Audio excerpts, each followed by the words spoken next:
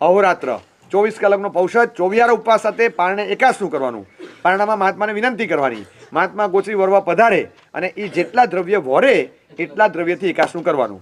સાથે કોઈ ગુણવાન આત્માને પણ જમાડીને એને પણ પહેરામણી વગેરે આપે, સાધર્મિકને, ઉત્તમ ભાવિકને કોઈને. હવે આ મહાત્માને વિનંતી કરવા આવ્યા કે સાહેબ અતિથિ વિભાગ છે, આજે એકાસનું છે, તો ગોચરી માટે પધારશો. આમને હવે અમારા માટે બતાવ્યું કે ક્યારેય ના નહીં પાડવી. અને બીજું શું બતાવ્યું, એ વખતે કંઈ પાત્રા પડી કે બીજું કંઈ કરતા હોય બધું મૂકીને તરત ઊભા થવું અને તરત એમને ત્યાં ગોચરી માટે જવું.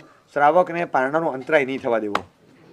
આગલા દિવસનો 24 ઉપવાસ હોય તો એને પીડા ન થાય એ માટે. આ તમે વિચાર કરો ખાલી કે કેટલી સૂક્ષ્મતા, બીજાને કોઈને પીડા ન થાય. તમારા ઘરે 5 જણા હોય, એક જણ વરાવે છે, બધા કે સાહેબ થોડું મારા હાથે, થોડું મારા હાથે, તો 4 જણા નહીં, કોઈ પણ એક જણ વરાવો. તમારે ચૂલા ન ધારવાના હોય, પેલા ખબર છે ચૂલા ધારે, અમારે હાથ ધારવાનો હોય કે નહીં, તમે છે ને નક્કી કરો, કોઈ પણ એક હાથે વરાવો. મેં હાથ ધારેલા છે. હવે અમારે એવા હાથ ધારવાના હોય, ચૂલા તમે ધારો એમ હોય. તમે 5 જણા વરાવો, 25 જણા, ક્યાં ફરક પડે. પણ એક વસ્તુમાં બતાવ્યું કે પ્રેગ્નન્ટ લેડી હોય, 5મો 7મો મહિનો ચાલતો હોય, તો એમનો ભાવ સાચવવા લઈએ એ વ્યવહાર, એ ઔચિત્ય થયું. ખાખરો કેવી ચીજ કોઈ પણ એમના હાથે નહીં લેવું, કારણ કે એ વજન ઉંચકે, વાંકા વળે કે તપેલું ઉંચકે, કંઈ પણ થાય તો એ જીવને પણ પીડા થાય, એવું નહીં કરવું. કોક વાર નુકસાન પણ થાય ને કોક વાર પીડા પણ થાય. અમારા ગોચરીના 42 દોષમાંથી એક દોષ આવો છે કે આવી વ્યક્તિના હાથે નહીં વરવું. એમનો ભાવ હોય સાહેબ થોડું વિશેષ ભાવ હોય કે આ અવસ્થામાં ખાસ વરાવું છે, મને એને પુણ્ય મળે માટે, તો પછી ખાખરો કે અડધો ખાખરો લઈ લો. એમનો ભાવ સાચવવા લઈએ ને એ ઔચિત્યથી. બાકી દોષ લાગે ને એ છોડવાની વાત કરી.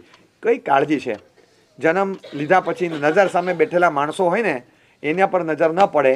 અને હજી તો જેને બહાર આવી પ્રગટ થવાનું બાકી છે ત્યાં જ્ઞાનીની નજર પહોંચી કે એને પણ પીડા ન થવી જોઈએ. આટલું જ્ઞાનીનું સૂક્ષ્મ અવલોકન છે. હવે માણસો એને સાચવવા એ બાબતમાં તો ક્યાં કસર છોડે. અને ઢંઢણે એ પૂર્વભાવમાં આજે કર્મ બાંધ્યું, એના કારણે એવા અંતરાય બંધાયા, અહીંયા એને કંઈ મળતું નથી. ધર્મબિંદુ ગ્રંથમાં હરિભદ્ર સુરી મહારાજે એક સરસ પંક્તિ લખી છે, ઓરિજિન ઓફ અંતરાય. અંતરાયનો ઉદ્ગમ શેમાંથી થાય? પરલાભ ઉપઘાત જનન દ્વારેણ અંતરાય. પરલાભ ઉપઘાત જનન દ્વારેણ અંતરાય.